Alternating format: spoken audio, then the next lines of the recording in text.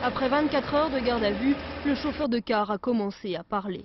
Des aveux partiels sur certaines disparitions de jeunes filles près d'Auxerre entre 1977 et 1979.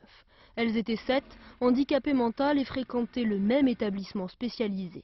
Émile Louis, chauffeur du car, les connaissait toutes car il les conduisait chaque jour à l'école. Un chauffeur que les familles des disparus ont rapidement suspecté.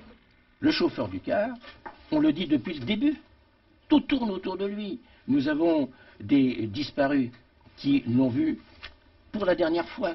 Il les a conduites à la gare par exemple et après elles disparaissent comme dans la fumée. Il est évident que cet homme-là, pour nous, représente la source véritable de cette vérité que nous recherchons. Déjà en 1981, Émile Louis est soupçonné du meurtre d'une handicapée. Faute de preuves, il est relâché. En 1997, il avait accepté de nous rencontrer. Il niait alors toute implication dans l'affaire des disparus de Lyon. Vous avez l'impression d'être un bouc émissaire aujourd'hui? Oui. Le sort s'acharne sur moi. Et que je suis absolument pour rien, j'ai toujours clamé mon innocence. Mais aujourd'hui, devant les enquêteurs, il a dû s'expliquer sur un nouvel élément.